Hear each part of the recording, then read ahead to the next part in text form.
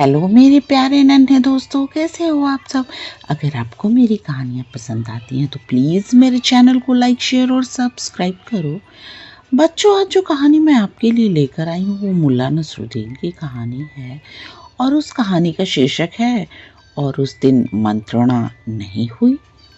मुल्ला नसरुद्दीन की नोकदार टोपी, लंबा चोगा, पतली लंबी दाढ़ी, चमकदार छोटी आंखें, तीखी नाक, मुस्कुराते होठ और उसकी सादगी मिलजुल कर उसके व्यक्तित्व को मुग्धकारी बना देते थे। एक बार मुल्ला एक गांव से गुजर रहे थे। जब वो उस गांव के मध्य में पहुंचे तो देखा ग्रामीणों ने सूरजमुखी के फूलों की खेती कर रखी है। गांव के मध्य से होकर गुजरने वाली नदी के दोनों किनारे पर दूर तक खेतों का सिलसिला था, जिसमें सूरजमुखी के पीले दमकते फूलों की फसल लहलहा रही थी। फूलों के इस मनोरम दृश्य ने मुल्ला नसरुद्दीन को अपने आकर्षण की डोर में बांध सा लिया। मुल्ला नसरुद्दीन ने फैसला किया कि वह इस गांव में कुछ दिन रहेंगे और सूरजमुखी के फूलों के सौंदर्य को निहारा करेंगे। मुल्ला नसरुद्दीन ने उस गांव की मस्जिद में जाकर अपना डेरा जमा लिया। नमाज पढ़ने के लिए गांव के लोग मस्जिद में आए और मस्जिद में मुल्ला को देखा तब उन्होंने मान लिया कि मुल्ला कोई पहुंचा हुआ इंसान है। गांव में चर्चा होते देर नहीं लगी कि मस्जिद में खुदा का एक ऐसा बंदा है जिसके चेहरे पे ऐसा जलाल है जिस पर निगाहें नहीं ठहरती। बस ये समझ लो कि खुदा का नूर टपकता है उस शख्स के चेहरे से। हंसता है तो बिजलियां सी चमकने लगती हैं, बोलता है तो सरगम के स्वर निकलते हैं। मुल्ला नसरुद्दीन इन बातों के बारे में कुछ जानता ही नहीं था। रोज सुबह वो मस्जिद से निकल जाता और गांव के ऐसे हिस्से की ओर चला जाता जिधर भीड़ भाड़ न हो। वहीं से घंटों सूरजमुखी के खेतों को निहारता रहता। एक दिन वह प्राकृतिक नज़ारों में खोया हुआ था कि पास से एक महिला की चीख सुनाई पड़ी। मुल्ला ने आवाज की दिशा में अपनी गर्दन मोड़ी। उसने देखा पास की पगडंडी पर एक महिला खड़ी है। महिला की गोद में एक बच्चा है। महिला थर थर कांप रही है, न आगे जा रही है न पीछे। मुल्ला ने उससे डर का कारण जानने के लिए आसपास नजर दौड़ाई तो देखा महिला से कुछ दूरी पर ही एक बड़ा सा सांप हनकाढ़े खड़ा है। क्षण भर में मुल्ला नसरुद्दीन को सारा माजरा समझ में आ गया। उसने अपनी जगह से ही महिला को आवाज दी, डरो मत, बस अपनी जगह से हिलना नहीं, मैं अभी आया। बात जैसी फुर्ती से मुल्ला नसरुद्दीन उस पगडंडी तक पहुंचे और पलक झपकते ही सांप को दुम से पकड़कर एक झटके में दूर फेंक दिया। महिला सत्य में थी। उसे मुल्ला नसरुद्दीन देवदूत सा लगा। वह उनका धन्यवाद करते हुए वहां से चली गई। दूसरे दिन मुल्ला नसरुद्दीन गांव के सीमांत की पहाड़ियों की ओर निकल गए। उस दिन एक चरवाहा पहाड़ी से लुढ़क गया और वह सीधे खाई में गिरने ही जा रहा था कि अचानक एक करिश्माई हाथ ने उसे थाम लिया। वो चरवाहा मौत के खौफ से आजाद हुआ तो उसने पाया कि मुल्ला नसरुद्दीन उसके शरीर पर लगी खरोंचों को सहला रहे हैं। मुल्ला नसरुद्दीन ने उसको सचेत होते देखकर कहा, ऊंचाई पर चलने वाले को नीचाई की अवहेलना नहीं करनी चाहिए। इतना कहकर मुल्ला नसरुद्दीन गांव की तरफ लौट गए। तीसरे दिन मुल्ला नसरुद्दीन मछलियों को जल क्रीड़ा देखने के इरादे से पहाड़ी नदी की ओर चले गए। नदी के पास पहुंचकर उन्होंने अपने लिए बैठने की अच्छी जगह तलाशी जहाँ से वो पहाड़ी नदी की छिछली तेज धारा को कल्लोल करती नन्ही मछलियों के झुंड को देख सकते थे। वो ऐसी जगह पर बैठे थे जहाँ से 10 कदम की दूरी पर ही एक खड्डे जैसी संरचना थी, जहाँ से वो छिछली पहाड़ी नदी झरने की तरह गिरती थी। मुल्ला नसरुद्दीन झरने का मंजर तो नहीं देख सकते थे, मगर पानी गिरने का शोर उन्हें सुनाई पड़ रहा था। नदी की पथरीली सतह के ऊपर बहता पारदर्शी पानी और उसमें धारा के उल्टी दिशा की ओर तैरने की जद्दोजहद करती मछलियों का झुंड उनके आकर्षण का केंद्र था। उन्हें लग रहा था कि मनुष्य का समाज भी वक्त के तेज सैलाब में इसी तरह अपनी मंजिल की चाह में धारा के विरुद्ध चलने की जद्दोजहद करता रहता है, किसी किसी को मंजिल मिल जाती है और बाकी वक्त के बहाव में आगे पस्त होकर नियति का शिकार बन जाते हैं। जैसे इस नदी की नियति है, झरना बनकर गिर जाना। मछलियां भी जब धारा के विरुद्ध तैरने के प्रयास से थक जाएंगी तो इनकी भी नियति वही होगी जो नदी की है।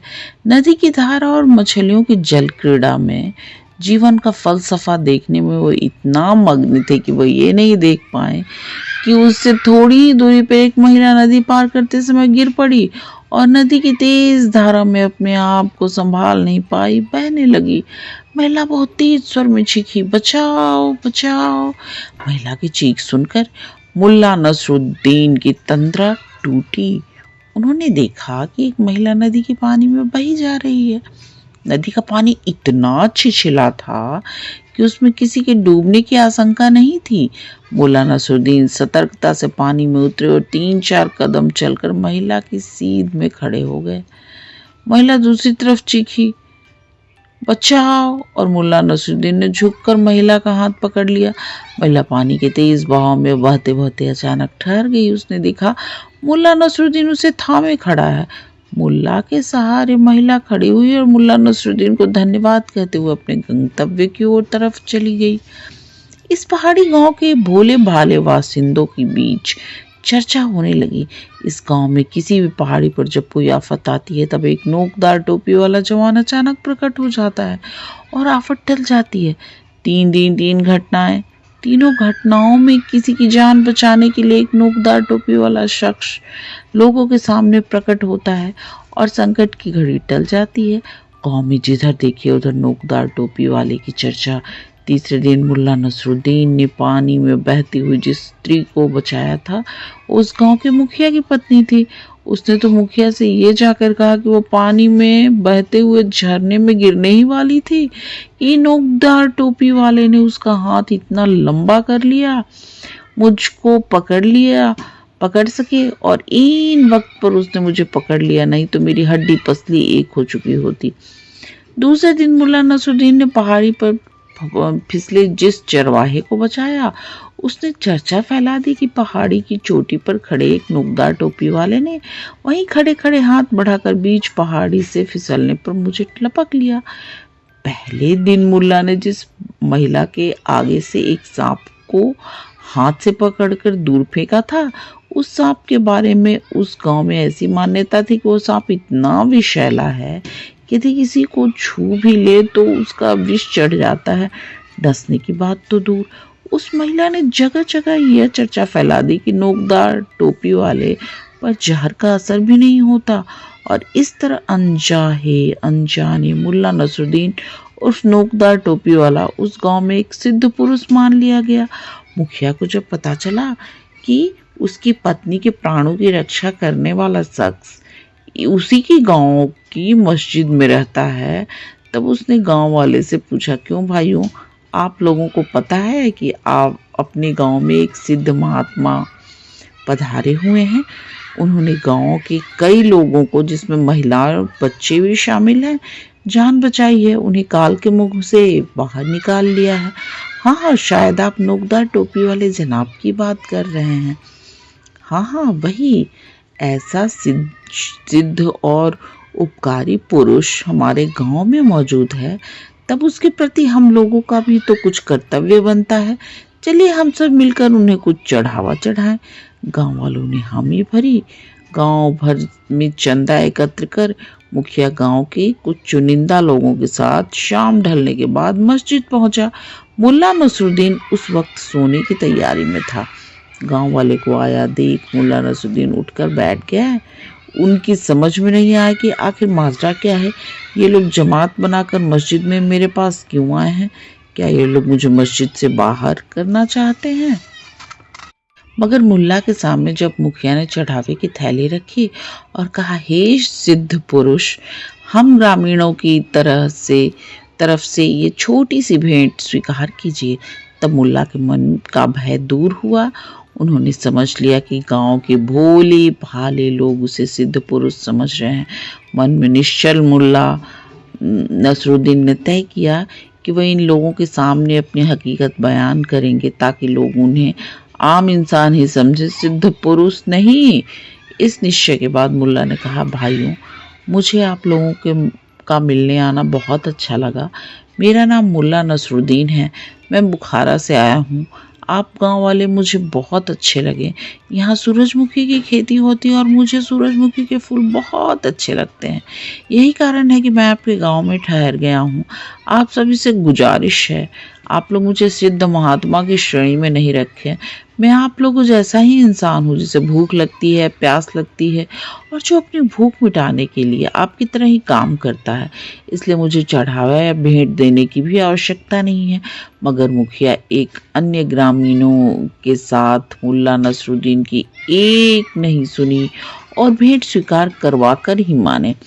जब मुल्ला ने ग्रामीणों की भेंट स्वीकार कर ली, तब मुखिया ने मुल्ला नसरुद्दीन से कहा, कल चौपाल मैदान में शाम को गांव के लोग जमा रहेंगे।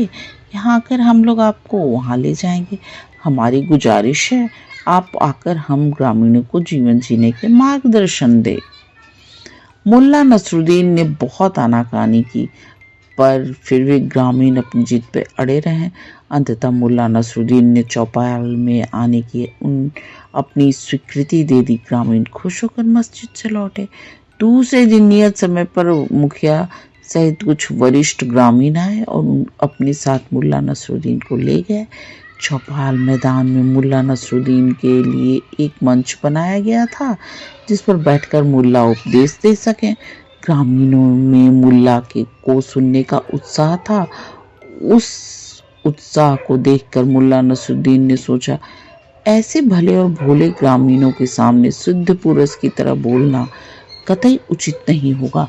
मुखिया की घोषणा के कारण उसे मंच पर जाना पड़ा और जब उन्हें बोलने के लिए आमंत्रित किया गया, तब वो मंच पर खड़े हो गए तथा ग्रामीणों से मुखातिब होते हुए उन्होंने कहा, भाइयों, आप लोग धर्म के बारे में कुछ जानते हैं?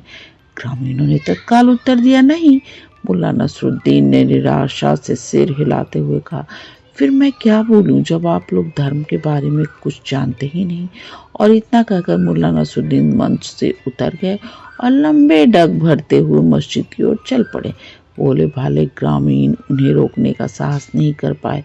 मुल्ला नसरुद्दीन के जाने के बाद मुखिया ने गांव के बुजुर्गों के साथ मंत्रणा की कि किसी भी तरह कल फिर मुल्ला नसरुद्दीन को उपदेश देने के लिए बुलाया जाए। इसके साथ ही अभी तय हुआ कि जब मुल्ला नसरुद्दीन पूछें कि आप लोग धर्म के बारे में कुछ जानते हैं, तो सब स्वीकार कर कि हाँ, हम धर्म के बारे में जानते हैं। और ये सच भी है कि हर आदमी अपने अपने धर्म के बारे में कुछ जानता अवश्य है। इस घोषणा के बाद मुल्ला के पास आए, उसे चौपाल में आने के लिए राजी कर चौपाल मैदान वापस ले आए। दूसरे दिन पुनः उसी मंच पर मुल्ला नसरुद्दीन उपस्थित हुए और लोगों से पुनः वही सवाल किया, आप लोग धर्म के बारे में कुछ जानते हैं? लोगों का तयशुदा जब जुमला हवा में उछला, हाँ, हम धर्म के बारे में जानते हैं। मुल्ला नसरुद्दीन ने ग्रामीणों पे एक गंभीर दृष्टि डाली और कहा, जब आप लोग धर्म के बारे में जानते ही हैं, तब मैं क्या बोलूं? मेरे कुछ बोलने का फायदा भी क्या? इतना कहकर मुल्ला नसरुद्दीन मंच से उतर गए और लंबी डग भरते हुए मस्जिद की ओर लौट गए। ग्रामीणों में फिर मंत्रणा हुई। इस बार तय हुआ कि सब लोग चलकर मुल्ला को कल प्रवचन देने के लिए तैयार करें। कल जब मुल्ला अपना सवाल पूछे कि आप लोग धर्म के बारे में जानते हैं, तो आधे लोग बोले कि जानते हैं और आधे लोग बोले नहीं जानते हैं। लोग मस्जिद गए, कल मंच पर उपस्थित होने के लिए मुल्ला को मनाया और अपने घरों में लौट गए। तीसरे दिन मुल्ला नसरुद्दीन जब मंच पर उपस्थित हुए, तब फिर उन्होंने अपना पुराना सवाल पूछा, आप लोग धर्म के बारे में कुछ जानते हैं? जवाब में आधे ग्रामीणों ने कहा, हाँ जानते हैं, और आधे ग्रामीणों ने कहा नहीं जानते हैं। मुल्ला नसरुद्दीन ने एक मोहक हंसी के साथ लोगों से कहा, भाइयों, आप में जो लोग धर्म के बारे में जानते हैं, वे उन लोगों को धार्मिक बातें सिखा दें जो धर्म के बारे में नहीं जानते हैं। मेरे कुछ भी बोलने की कोई जरूरत नहीं। और मुल्ला नसरुद्दीन मंच से उतर गए। उस दिन ग्रामीणों ने कोई मंत्रणा नहीं की और उस दिन मुल्ला नसरुद्दीन भी मस्जिद की तरफ नहीं लौटे। उस गांव के लोग अब भी मानते हैं कि मुल्ला नसरुद्दीन कोई अलौकिक पुरुष थे जो अपना काम करके अलोप हो गए। बच्चों, आपकी गर्मी की छुट्टियां शुरू हो गई हैं। यहाँ बगल में पार्क है, यहाँ भी बच्चों की गर्मी की छुट्टियां शुरू हो गई हैं। सारे बच्चे खेल रहे हैं, इसीलिए शोर शराबा हो रहा है। तो उम्मीद है कि अगर आपको कहानी में कहीं शोर शराबा लगे तो प्लीज़ उसको इग्नोर करेंगे। और हाँ मेरे प्यारे बच्चों, अगर आपको कहानी पसंद आए तो प्लीज़ मेरे चैनल को सब्सक्राइब करें और मेरे प्यारे नन्हे दोस्तों आप आराम से सो जाएं और सपनों की दुनिया में खो जाएं। गुड नाइट मेरे प्यारे नन्हे दोस्तों, गुड नाइट।